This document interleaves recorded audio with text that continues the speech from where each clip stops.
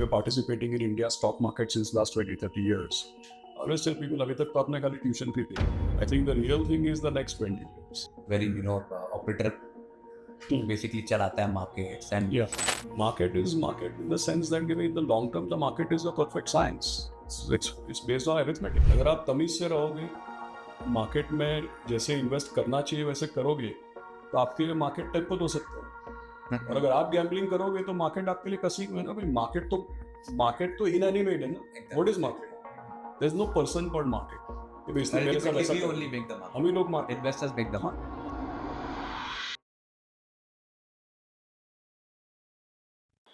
We are lucky to be born in India.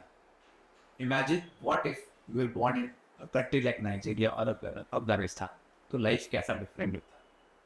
Welcome to Podcast with Trust in Arms, where we help you become better investors. Today we are going to discuss about a very interesting topic, India, यानी कि भारत. कल, आज और कल. Today we have Ashish P. Somaya as our special guest. Ashish have a sea of knowledge and have a vast experience in this industry. He's a very good friend, and thanks Ashish for joining in today. Thank you, Abhishek. Thank you. How are you, Ashish? Excited as always. Great. So Ashish, so what we will do, we will divide this podcast into 3 segments. First is Kal. So little bit we will talk about the past India पहले कैसा था. Then we will discuss about something आज के scenario में how things are going, and about the future of India as well. Sure. So I would like to start with my first question. How would you describe India in last few decades? See, I think last few decades has all been about evolution, right? Because if you see, for example, say 30 years back, what type of market we were in, what type of economy we were in. Most people in India were kids. The telecommunication network, the software industry, the financial services, regulation. I think all of this was at a stage which was very rudimentary, right? But in the last 20, 30 years, there has been such a dramatic change that we are now, I always tell people that if, say, you are participating in India's economy since last 20, 30 years, or if you're participating in India's stock market since last 20, 30 years, I always tell people, abhi tak to aapne khali tuition fee the. You've just been going through a trial run. I think the real thing is the next 20 years. So I think last 20, 25 years has just been a run-up or a preparation or a trial run of what great things we are likely to witness in the next 20 years. We've set up a great base, and from here, we can only scale. And so Ashish, in past, Indian stock market always, when we used to interact with investors used to say that, it's a speculative playground, wherein, operator basically चलाता है markets and people call it gambling. So how, things have turned around? What's your opinion on this? See, I think अगर कोई ऐसा believe करता है कि भाई market is run by operators and that, somebody can rig the market, so I would say that is lack of knowledge and lack of understanding of the scale itself. क्योंकि आप देखिए, the total market capitalization we have is $5 trillion. Correct. $5 trillion is like, मोटा मोटी आप समझो 450 लाख करोड़ हर दिन, thousands and कभी लाखों करोड़ का दिन का ट्रेडिंग वॉल्यूम. इतने बड़े स्केल में जहां millions of investors are investing, करोड़ों में इन्वेस्टर कर रहे हैं लोग, करोड़ों मतलब लाखों करोड़ों का जहाँ पे सौदा हो रहा है, वहाँ पे अगर कोई मेरे को बोलेगा भाई market is driven by operator, ये तो किसी के लेने बेचने से भाव चल रहा है, I think it is lack of understanding of the scale. ये जरूर है कि भाई किसी कंपनी की टोटल मार्केट कैपिटलाइजेशन 500 करोड़ की है, उसमें किसी ने एक ही दिन में 10-20 करोड़ का ले लिया, बेच दिया, इनलिक्विड है, कम कैपिटल बेस है, less number of share holders है, कुछ लोग बाइंग सेलिंग से प्राइस चेंज होती है. ये सब भाई कहीं कहीं मार्केट के किसी कोने में होता होगा और ज़रूर वो भी इवेंचुअली पकड़ा जाता है. करेक्ट. तो ये सब शॉर्ट टर्म की और कुछ पॉकेट्स की एक्सेप्शनल बेसिस पे चर्चा कर सकते हैं, but that is not the market. Market is market in the sense that in the long term the market is a perfect science. It's based on arithmetic, correct? क्योंकि अगर आप पूरे पिछले जैसे 1991 में मार्केट का लिबरलाइजेशन हुआ, उसके पहले एफआई प्राइवेट सेक्टर सब था नहीं. After 1991, the market liberalized, and that is when most sectors were thrown open for private investment as well as foreign investment. And that is when foreigners started investing, etc. तो क्या है कि लंबे अरसे में तो भाई जितना आर्थिक व्यवस्था में इजाफा होता है उतना ही बड़ी बड़ी कंपनियों का या उससे प्लस माइनस में बड़ी बड़ी कंपनियों का प्रॉफिट ग्रोथ होता है. और लंबे अरसे में जितना प्रॉफिट ग्रोथ होता है उतनी कंपनियों की वैल्यू और मार्केट कैप बढ़ती है, उतना ही उनका शेयर का दाम बढ़ता है. लेकिन शॉर्ट टर्म में भाई सेंटिमेंट क्या है, लिक्विडिटी क्या है, पिछले क्वार्टर का अर्निंग क्या है, आने वाले क्वार्टर का अर्निंग क्या होगा, शॉर्ट टर्म में ये बहुत सारी चीजें मैटर करती हैं. उसमें कुछ अनएक्सपेक्टेड चीजें हो भी जाती हैं, बट लॉन्ग टर्म में इट्स अ साइंस. और मैं जो भी जैसे आपने गैम्बलिंग का मेंशन किया, मैं हमेशा लोगों को समझाता हूँ मार्केट इज मार्केट. अगर आप तमीज से रहोगे, मार्केट में जैसे इन्वेस्ट करना चाहिए वैसे करोगे तो आपके लिए मार्केट टेम्पल हो सकता है. और अगर आप गैम्बलिंग करोगे तो मार्केट आपके लिए कसीक में ना भाई. मार्केट तो इनएनिमेट है ना. What is market? There is no person called market. इसलिए मेरे साथ ऐसा only make the market. हम ही लोग market. Investors make the market. So Ashish made a very important point here. Ki over a longer period of time, it's not the sentiment, it's the earning which drives the market. So in last 20 years, if the profit growth has been around 12-13%, so are the indices. They have given similar returns, right Ashish? Absolutely. Ashish, you made a very interesting point, जहाँ पे अपने बात किए थे foreigners का. So I remember in the year 2008 when I was very new to this industry, उस time पे फेरांगी ने 47,000 करोड़ का स्टॉक बेचा और हमारा मार्केट 60% डाउन हो गया. Yes. सो कब तक इन पे डिपेंडेंट रहेंगे हम लोग? ये लोग मतलब आज के डेट में भी पीपल आर सेइंग कि एफपीआईज आर सेलिंग. Yeah. तो See, I think all investors are important. All investors are investors. अभी FIs जो हम बोलते हैं को अलग प्राणी भी है. जैसे हम लोग एक म्यूचुअल फंड चलाते हैं तो वाइट ओक भी एक बहुत बड़ा FI है. लेकिन जो हम फॉरेनर्स का एज ए फॉरेन इन्वेस्टर जो हम इन्वेस्ट करते हैं सिंगापुर से, तो यहाँ पे समझो कि हम आपके लिए और आपके क्लाइंट्स के लिए पैसा मैनेज करते हैं. तो बाहर कौन सा अलग पैसा है? वो वहाँ पे उनके वेल्थ मैनेजर, प्राइवेट बैंकर और उनके क्लाइंट्स का पैसा है. और जो बाहर से हम पैसा यहाँ पे लगाते हैं वो भी वहाँ के retail investor, HNI investor, family office, institution. जो बाहर का इन्वेस्टर है उसमें थोड़े ज़्यादा फैक्टर्स मैटर करते हैं क्योंकि वो बाहर से इन्वेस्ट कर रहा है. करेक्ट. तो डॉलर से पैसा लाएंगे तो रुपया और डॉलर का इंटरेस्ट, रिलेटिवली इंटरेस्ट रेट कितना है, रुपया और डॉलर का एक्सचेंज रेट और करेंसी कितना है. अगर वो बाहर से इन्वेस्ट कर रहे हैं तो क्यों इंडिया में करना चाहिए, दूसरे उनको क्या चॉइसेस अवेलेबल है. तो ये तो इंडियन इन्वेस्टर्स के लिए केवल इंडिया मैटर करता है. बाहर के इन्वेस्टर्स के लिए थोड़ी ज़्यादा वेरिएबल्स और थोड़े ज़्यादा फैक्टर्स मैटर करते हैं. इसलिए इनका बिहेवियर हमारे से थोड़ा अलग होता है. उतना ही जब 2 लाख करोड़ मार्केट कैप था ना, तभी FI कुछ नहीं था यहाँ पे. FI होल्डिंग 0 था. आज 450 लाख करोड़ का मार्केट कैप है, FI होल्डिंग 16 से 17%. कब बेचा भाई? 2 लाख करोड़ का मार्केट कैप 450 लाख करोड़ हो गया. इसमें इनकी होल्डिंग 0 से लेकर के 17% पहुंच गई. खरीदते ही हुआ होगा. gradually they are increasing their just stake. buying भी हुआ होगा. दूसरा चीज आप ये समझो कि पिछले 15 साल का हिस्ट्री लोगे ना, 30-32 साल छोड़ दो, पिछले 15 साल में केवल 4 बार ऐसा हुआ है. 4 साल ऐसे हैं जब इन्होंने निकाला है पैसा. Otherwise they are consistently invest, मतलब नेट निकाला. Otherwise they are consistently buying. और इंडिया में तो भाई 50% of the market cap is still owned by promoters and government of India. तो बचा खाली 50%. वो 50 में से 17 इनके पास है. तो मैं तो हमेशा ये बोलता था कि भाई थोड़े समय पहले हमारा प्रॉब्लम ये था कि आधा मार्केट प्रमोटर और गवर्नमेंट के पास है, बाकी बचा 50%. वो 50 में से आधा FI के पास था. वो तो अभी अपना प्रपोर्शन बढ़ा, उनका प्रपोर्शन कम हुआ क्योंकि हमारे लोकल इन्वेस्टर बहुत ज़्यादा इन्वेस्ट करने लगे हैं. इनके पास अवेयरनेस आ गई, पैसा आ गया, सेविंग करने की ज़रूरत समझ में आ रही है तो उनको, तो लोग इन्वेस्ट करने लगे, इसलिए अपना प्रपोर्शन बढ़ रहा है. FI का कोई कम नहीं हुआ है. FIs have consistently been investing in India and India has rewarded FIs very, very well. So basically now Indian investors are also changing because previously, if we talk about the past India, so people mostly used to invest in fixed deposits, real estate, and love for the gold. So do you think, these things are changing, that this tradition is changing and people are, accepting more, equities in their portfolio? इसी definitely, क्योंकि क्या है कि आप देखो एक phrase है Abhishek in English which says habits change with generations.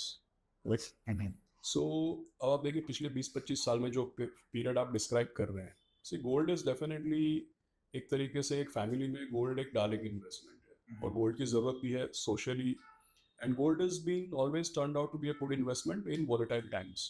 तो गोल्ड के ऊपर ज़्यादा चर्चा नहीं करूँगा, गोल्ड होना चाहिए सबके पोर्टफोलियो में और होता भी है, राइट, सबके पास गोल्ड होता है। लेकिन अगर आप इक्विटी और फिक्स्ड इनकम और ये सब की बात करें तो देखिए क्या है कि पिछले 20-25 साल में सबसे ज़्यादा चेंज क्या हुआ है। पिछले जैसे 1999 आई स्टार्टेड माई करियर, तभी मेरे को याद है कि गवर्नमेंट के बिहाफ पे आरबीआई बॉन्ड्स इशू करती थी, which are called government of India relief bonds. तो गवर्नमेंट ऑफ इंडिया का बोरोइंग रेट होता था 12% टैक्स फ्री। 12%? हाँ, तभी स्टेट बैंक का बैंक डिपॉजिट में 10-11% होता था। पोस्ट ऑफिस का जो मंथली इंटरेस्ट स्कीम में 10% होता रहा। बड़ी बड़ी जो इंस्टीट्यूशंस है वो 17-18% पे पैसा बोरो करती थी, जैसे HDFC, कोटक, ये सब जो पहले कार फाइनेंस वगैरह के लिए जो NBFCs बोरो करते थे। तो अब वहां से लेकर ये अभी टैक्स फ्री तो कुछ बचा नहीं है और गवर्नमेंट बॉन्ड का रेट 6.5% के पास चल रहा है। तो आप सोचो इंटरेस्ट रेट्स इस कदर गिर गए कि भाई अभी रिटर्न बनाने के लिए कैपिटल मार्केट में जाना अनिवार्य हो गया। It is important, it's a choice. Second thing is also कि भाई एक जनरेशन चेंज होता है, आदतें बदल जाती है लोगों की। आज अगर आपको 21-22 साल का लड़का या लड़की है, इसको आप बोलोगे ना बेटा आपको 10% इंटरेस्ट मिलेगा, आप पोस्ट ऑफिस में पैसा लगाओ, तो बोलेगा इसका UI UX बहुत खराब है, इधर डिजिटाइजेशन नहीं है, इसका ऐप नहीं है, लाइफ में नहीं खड़े रह सकते, फॉर्म नहीं भर सकते, right. So I think habits have changed, I think interest rates have changed dramatically, obviously digitisation has happened. और अभी के जो यंगस्टर्स है इनका सोशियो इकोनॉमिक बैकग्राउंड, इनका एजुकेशन लेवल, इनका रिस्क एपिटाइट, इनका aspiration, ambition very different from what it was for me 25 years back. Ashish made a very interesting point, the need for equity investments. So basically, interest rates have gone down from 12% to about 6.5%. And basically, lifestyle has gone up. जैसे बोलते हैं ना कि पुराने ज़माने में दादाजी लोग मथुरा वृंदावन जाते थे, आज के दिन दादाजी भी सिंगापुर मलेशिया जाते हैं. So that's the reason, we are embracing equities. Ashish, now let's shift to the present. Now, Sure. how do you see, the present India? Like, about the government talking about, bullet trains and all. So, अभी आपको India कैसा लग रहा है? And what's it's in for equity investors? See, I think what I have seen is that we are slowly moving from being अगर आप देखेंगे ना 15-20 साल में, तो 2007-8 तक हमारा पर कैपिटा इनकम था $1,000, right. Now we are at say $2,600। So पिछले 15 साल में we have move from being a poor country, you can still say to lower middle class country. When 1000 becomes 2600, लाखों के तादाद में people will go from being poor to lower middle class to middle class to high class. So we have gone through this major transition. That is why if you see the demand for quality, the demand, the ability of some people to spend, the demand for infrastructure or utilization of infrastructure. Correct? So you know very well, 15 years back, how many places were connected with airport? Today there are 130 or 140 plus airports where there are flights. जब एक country $5,000 $6,000 per capita income पहुंचती है, उसके बाद तो auto, consumer discretionary, ये सब sectors उसके बाद स्टार्ट होते हैं। Okay, and if I'm not wrong, I think there are about 60 cities in where metro is coming. Yeah. 60 cities, from only one in Kolkata around 20 years back, it's about 60 cities जहाँ पे metro is coming. And how much do you think the role of government is? Because कई बार सुनते हैं government है, that's why India is developing, and अगर ये government नहीं हो तो basically equity market भी नहीं चलेगा. So what's your thought on this? They see there will be various forms of structure or model, right? Like कहीं पे communism होगा, कहीं पे socialism होगा, कहीं पे capitalism होगा, कहीं पे गवर्नमेंट और कॉर्पोरेट का एक कॉम्प्लेक्स होता है जिसको फैशिज्म बोलते हैं, corporate fascism. So there are different models, but let's understand one thing, in every model government is important for organizing the economy and organizing the people. In the last few years, we've gone from left of center, we started going towards center and right of center. So now we are socialist but slightly more capitalistic bent rather than more communistic bent. Correct. So the role of government has changed from being the biggest economic participant and from being the main intermediary their role has become that in certain areas they are just a facilitator, that they make only rules and regulations and then leave it to the private sector. So role of government has always been important. But only difference is that now they are acting more like a facilitator and a steward rather than acting as the main contributor. I think government is just making the environment like startup environment banaya, digital economy promote किया and ultimately the economy just kicked off. Absolutely. And India, definitely you mentioned that India is the fastest growing economy and we should be an equity investor. How do you think, like when we talk about a capitalist economy, then US is one of the, biggest power. So do you think one should put the entire money in India only, or there should be, other economies where the investor should put money? And if yes, where? So see, I think that एक बात तो सही है कि भाई you may have some bias or some preference कि भाई हम इंडिया में इन्वेस्ट करते हैं, इंडिया ही हमको समझ में आता है, एक्सेसिबिलिटी है, एडवाइजर है, सब कुछ अवेलेबल है यहाँ पे. सो एक बायस हो सकता है ज़रूर कि भाई इंडिया में इन्वेस्ट करना है, लेकिन अगर आपको सुविधा है, if you're allowed, if it is possible, then it would be a bit short-sighted not to invest outside. I think you should invest outside. उसके reasons है, क्योंकि भाई क्या है कि वर्ल्ड के जितने इकोनॉमिक अपॉर्चुनिटीज़ हैं, जैसे समझो काफ़ी सारी कंपनियां जो इंडिया में काम करती हैं, लेकिन वो इंडिया के स्टॉक मार्केट में लिस्टेड नहीं है ना. अभी ये बड़ी से बड़ी कंपनियां जो आप देखते हैं, अभी थोड़े दिन पहले जैसे AI का क्रेज़ था पूरा, ये NVIDIA, राइट, या अगर आप देखिए टेक कंपनीज हैं जैसे एप्पल, गूगल, माइक्रोसॉफ्ट, तो ये सब तो इंडिया में लिस्टेड ही नहीं है. अच्छा, इनका बिजनेस तो इंडिया में होता है, राइट. एप्पल के लिए इंडिया इंपॉर्टेंट मार्केट है, लेकिन इंडिया में एप्पल लिस्टेड नहीं है. तो अगर आप चाहते हैं कि भाई इन सब इकोनॉमिक अपॉर्चुनिटीज से आप बेनिफिट करें, तो you have to invest when those companies are listed, and that will be outside. That is one. So there are many opportunities which you cannot capture unless you invest outside India. That is one. Second thing is that if you see, for example, there are many markets which are giving exposure which you don't get in India. जैसे समझो commodities है, तेल है. अब जब commodity markets या commodity के दाम बढ़ते हैं, तेल के दाम बढ़ते हैं, तो इंडिया में इकोनॉमी में थोड़ी दिक्कत आती है. बट जब तेल और commodity का दाम बढ़ता है, तो मिडिल ईस्ट के मार्केट है, ब्राज़ील है, या किसी क्षेत्र में समझो Australia, Indonesia, they do very well. Okay, and asset allocation में भी I think ये जो economy में when we diversify वो non correlated है, like when India go, it's not necessary that US will also go up. So basically it's negatively correlated. Is it so?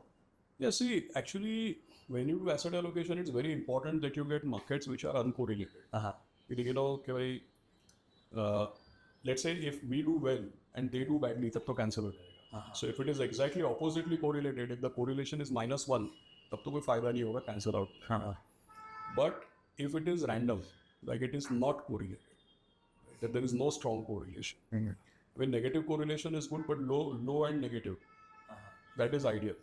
And like the best way to take exposure in all participate in mid global equity, mid Indian equities and mutual funds. And mutual fund now, a lot of retail investors are adopting it. So do you think, it is a good fit for HNIs as well, or you think, HNIs के लिए mutual fund नहीं है? What's your thought on this? ऐसा नहीं है. See, basically, mutual fund is relevant for anybody. It's just एक जरिया है ना. It's just a facility, or it's just a vehicle which is provided for you to invest in or to access the capital markets. So when it comes to managing money in the capital market, mutual fund is a service provider. वैसे AIF है, वैसे PMS है.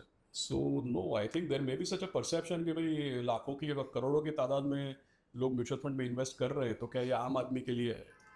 ऐसा नहीं है. Just a service provider. इसमें आम आदमी, खास आदमी, रिटेल, HNI, ऐसा कुछ नहीं है.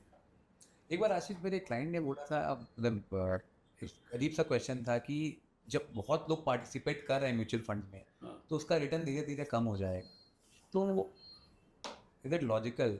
मतलब नहीं, कैसे, मतलब so basically what he was saying कि आप देखो सब लोग इन्वेस्ट कर रहे हैं जब म्यूचुअल फंड में, तो धीरे धीरे when there are lot of participants increasing, so gradually returns will go down. So there will be 2-3 say I can relate to that in 2-3 ways. See, one is that कि भाई return कम होएगा, उससे शायद बोलने का मतलब ये है कि भाई अगर कम लोग इन्वेस्ट कर रहे हैं, तो जितने कम लोग को जानकारी है, उतने कम लोग मार्केट के जो इनएफिशिएंसीज या कि भाई कंपनी की इंट्रिंसिक वैल्यू कितनी है।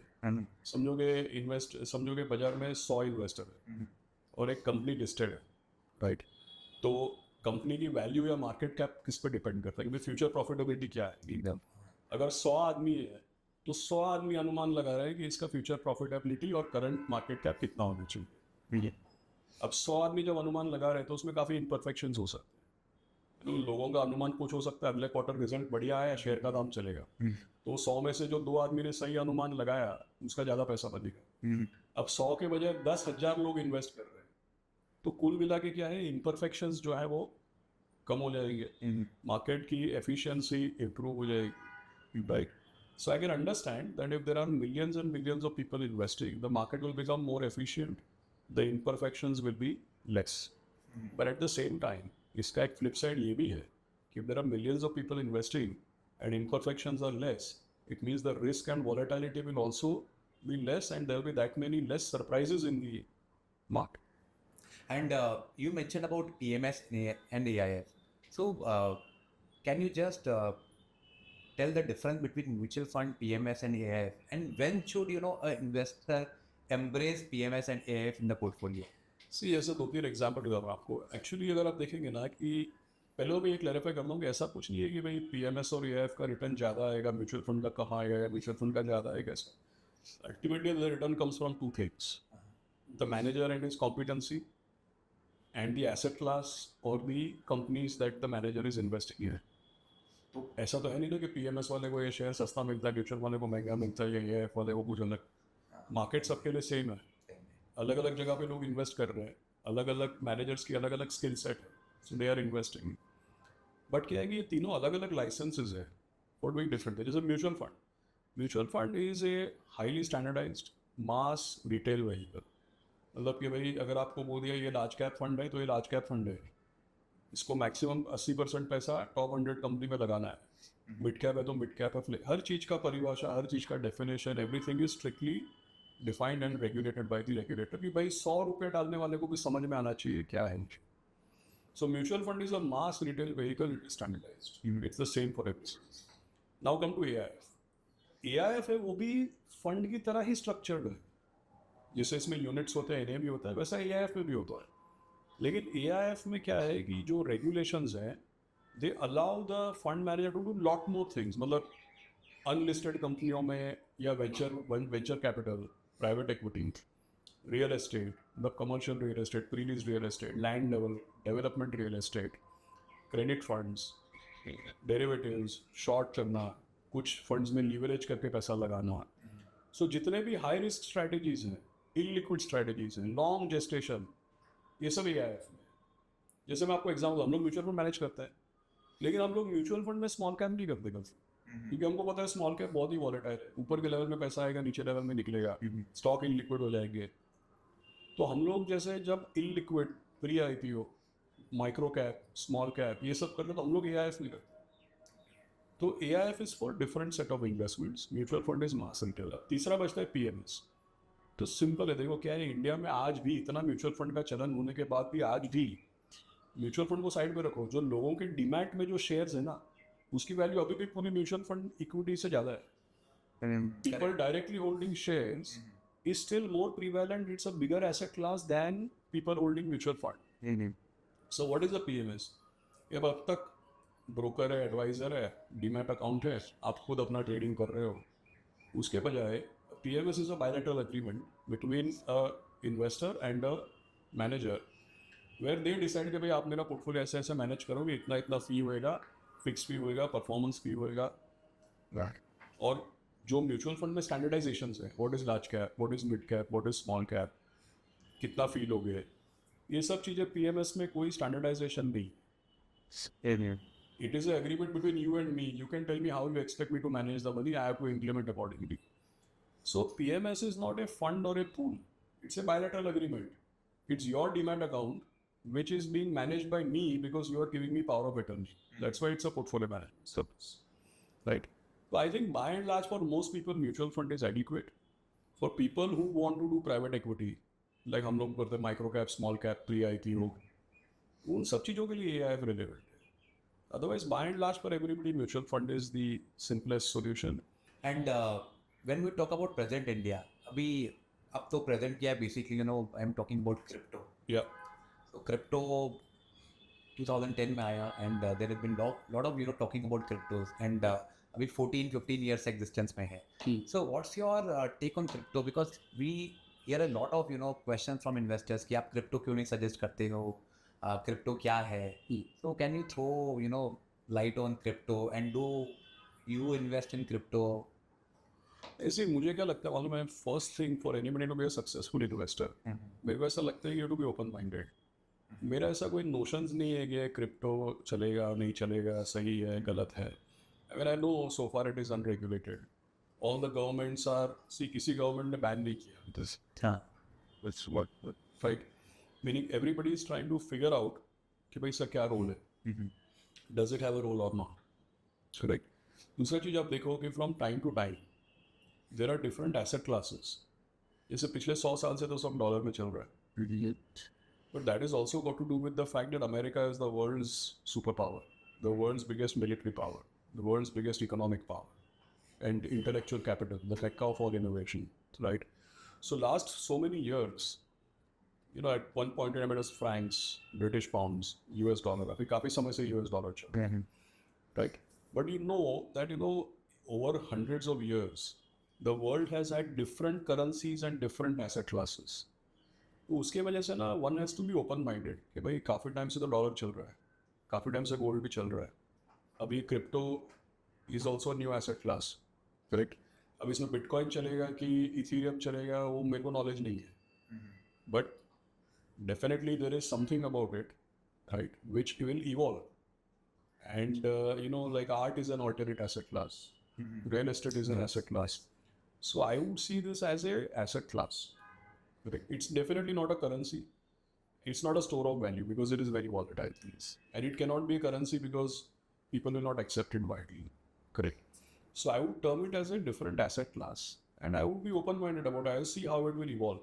Valid point. Like we'll see how it do in the future. I think it has a future. Bitcoin होगा, Ether होगा, किसी government का कुछ होगा, I don't know. It does have a future according to me. And see, all these, say Bitcoin or Ether or whatever, they are just an application of the technology. But the blockchain technology itself is very powerful. It is here to stay. According to me, over a number of years, अपना stock हम लोग demat में रखते हैं, right? So every stock can become a token. It doesn't have to be shares in a demat account. Every stock can be a token, and it can be put on blockchain, and you can have real-time settlement. So the beauty about all the blockchain technology is that it can be programmed, it can be tokenized, it can remove lot of time lag and imperfections in the market. तो currency से ज़्यादा मेरे को technology में interest है. And now let's speak into the future. Sure. How new India looks like to you? No, see, like we already discussed, I think the best time for us is yet to come. As a country, when we, like I said, we moved from being a poor country to lower middle class, and now from lower middle class to middle class. तो मेरे life time में India rich country बनेगा मेरे को तो नहीं पता है कब बनेगा, बट मिडिल क्लास तो देखने को मिलेगा अपने को, और उसी में काफ़ी चेंज हो जाएगा. And how do you see the indices, stock market doing in next 10-20 years? How the wealth creation journey will be? People who stay invested for the next 10-15 years. See, I always tell people that all of us, our economy is where we are participants. We are contributing. Correct. Now, when we are contributing, तो contribute करना केवल enough नहीं है, participate भी करना चाहिए. And the best way or the only way to participate is to also be a shareholder of companies. Correct. Abhi we are in a bracket where maximum number of people in India are in their youth, between 20 to 60. लेकिन जो 20 के नीचे हैं वो लोग economic terms में कुछ contribute नहीं करते और वो लोग अपना कंजम्पशन खुद डिसाइड नहीं करते. जो 65-70 के ऊपर है, to the extent that they retire and they can't do physical labor, they also don't contribute to the economy much, and they also don't determine their consumption. So in the entire economy, the question is that who determines the entire consumption and the entire production? It is the people who are between 20 to 60 years of age. And in the next few years, India में maximum number of people will be between 20 to 60. So the next 20 years, we will be at our productive best. मतलब पिछले 20-30 साल में मैंने आपको बोला ना कि इतना जीडीपी ग्रोथ हुआ, ये ग्रोथ हुआ, तो ये तो कुछ नहीं है. The best is in the next 20 years. And that is the time when people who participate and stay invested, they are the one who are going to get the, disproportionate result. So staying invested is most, I mean, investing consistently and staying invested, most important. When you speak about this, I have something to share, like something which comes to my mind also. Like if you look at China, जी, okay, China since last 20 years, stock market hasn't done anything. Okay, though the economy is growing. जी. So can it happen? Can it ever happen to India as well? कि economic grow कर रहा है लेकिन stock market last 20 साल से return ही नहीं दे रहा है.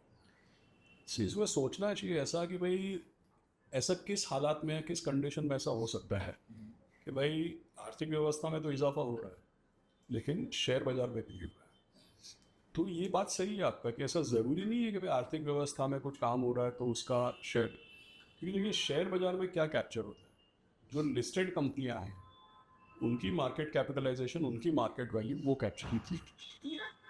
तो इसका मतलब कि भाई आर्थिक व्यवस्था में अगर ग्रोथ हो रहा है तो क्या इकोनॉमी के उस सेगमेंट का ग्रोथ हो रहा है जहाँ पे लिस्टेड कंपनीज है. कि आर्थिक व्यवस्था में जो ग्रोथ होती है अगर उसमें प्राइवेट सेक्टर, कॉरपोरेट सेक्टर, इसका बहुत बड़ा पार्टिसिपेशन और कंट्रीब्यूशन है, तभी आर्थिक व्यवस्था का जो ग्रोथ है वो कॉरपोरेट सेक्टर के प्रॉफिट एंड लॉस में दिखेगा. और अगर वो लिस्टेड होगा तभी वो शेयर बाजार में दिखेगा.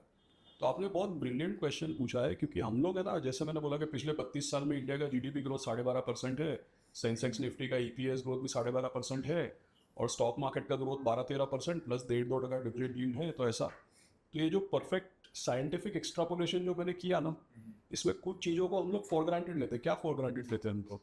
कि आर्थिक व्यवस्था में जो ग्रोथ है वो कंपनियों के पीएनएल में दिखने के लिए एक भाई इकोनॉमी का स्ट्रक्चर चाहिए ना. You need a private sector. If everything is run by government, then economic growth will not go to corporate growth. So, economic growth translating into corporate growth, it presupposes that there is a thriving corporate and private sector which is participating and capturing the growth. बहुत सारी countries में आर्थिक व्यवस्था में जो growth है वो corporate sector में नहीं दिखता है क्योंकि पब्लिक सेक्टर डोमिनेंट है या गवर्नमेंट ही डोमिनेंट है. कुछ जगह पे अच्छा ये तो होता है लेकिन कॉर्पोरेट सेक्टर से स्टॉक मार्केट में नहीं दिखता क्योंकि कॉर्पोरेट्स की गवर्नेंस प्रैक्टिसेस खराब है. बहुत ज़्यादा, बहुत ही पुअर यूटिलाइजेशन ऑफ कैपिटल है. So as a country we built fantastic frameworks, fantastic institutions. Capitalist होने के लिए डेमोक्रेसी होना जरूरी है. अगर कैपिटलिस्ट होंगे और तानाशाही होगी तो माइनॉरिटी शेयर होल्डर के जेब में कुछ नहीं आएगा. So all these things are very important. तो इन्वेस्टर को भी not worry about that China. We are in the right construct. We are in the right construct. आपने स्टार्टिंग में बोला ना you are lucky to be born here. Warren Buffett को किसी ने पूछा था कि mister Buffett what is the secret of your success, तो you should be happy. He gave a answer comparable with what you said. Okay. So he said that I am successful because I was born in 1930 and participating in America's market, which coincided with it becoming a superpower. So he's right. He's basically saying if I was born in 1930 but in Afghanistan instead of USA, so you would not know him as Warren Buffett. If he was born in America but in 1830 instead of 1930, you would not know him as Warren Buffett. The same way, people who are investing in India's market today, they are in the right place at the right time. They are lucky. पहले lucky होना जरूरी है. So what Ashish is saying here, that we are at the right place at the right time, but it's important to do the right things. Now coming to right things, Ashish. So we talk about past, the present and the future. लेकिन investor का behaviour एक ही जैसा रहता है. So only few question related to investor का behaviour. क्या आपको लगता है कि इन्वेस्टर का behaviour over a period of time change हुआ है, या इन्वेस्टर वैसे ही है, मार्केट ऊपर जाते हैं, they like equities and when the market goes down they started hitting equities? You see, at every point in time, there will be different investors who are on a different level of their journey or different level of evolution. आज अगर हम लोग 2025 में बात करते हैं तो definitely there are many investors with 20 years of experience जिन्होंने सारे उतार चढ़ाव देख लिए और बोला कि भाई अल्टीमेटली कुछ नहीं होने वाला है ना, we are in the right place, safe hands. कुछ लोग ऐसे हैं जिन्होंने 2018 में चालू की है तो 2018 में चालू किया, उसके बाद 2019-20 में पूरा धुलाई हो गया, तो उनको लगता है अरे भाई ये तो जगह अपने लिए ही नहीं। कुछ लोग ऐसे हैं जिन्होंने 2020 में चालू किया, उनको लगता है तो इधर तो बहुत सब आसान ही है, मतलब हर साल पैसा डबल होता है, क्या प्रॉब्लम है भाई, तो पहली बार देख रहे हैं अभी ये पिटाई। So at every point in time, there'll be different investors who are at different stage of their journey and different level of evolution. Yes, sir. But if you ask me a generic question, मेरे को लगता है maturity is improving. Amen. क्यों मालूम है? क्योंकि अभी जो लोग 25-30 साल के जो नए जुड़ रहे हैं मार्केट में, ये लोग मेरे को नहीं लगता है कि जैसे समझो कि आई एम नियरिंग 50, तो 25 साल पहले जब मैंने अपना करियर स्टार्ट किया और मार्केट गिरा, टेक बबल वगैरह जो भी हुआ, तो हमको तो उसके पहले का हिस्ट्री ज़्यादा पता नहीं था ना। मैं 1995 में वॉरेन बफेट को कौन जानता है? So how we would respond in bad circumstances 25 years back versus how today's youth will respond in bad circumstances. The world of difference like we spoke before. Because अभी जो लोग young हैं, इनका socio economic background और education और aspiration level, risk tolerance अलग है. So the world has changed, people have changed. I think by and large maturity is going up. But yes, different people will have different journey. Timing in the market is a very popular suggestion.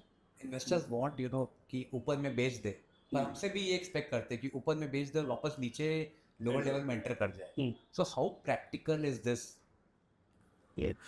So I mean सबको अपने अपने life में एक दो बार ऐसा try करना चाहिए, तब समझ में आएगा कि प्रैक्टिकल नहीं है. क्योंकि देखिए कि आपके हमारे बोलने से नहीं होगा, एक्सपीरियंस से होगा. क्योंकि ऊपर के लेवल में देखिए क्या होता है, जब मार्केट ऊपर जाता है तो आपको कोई बोलता तो है नहीं कि बेटा ये हाईएस्ट लेवल है, राइट. तो जब ऊपर के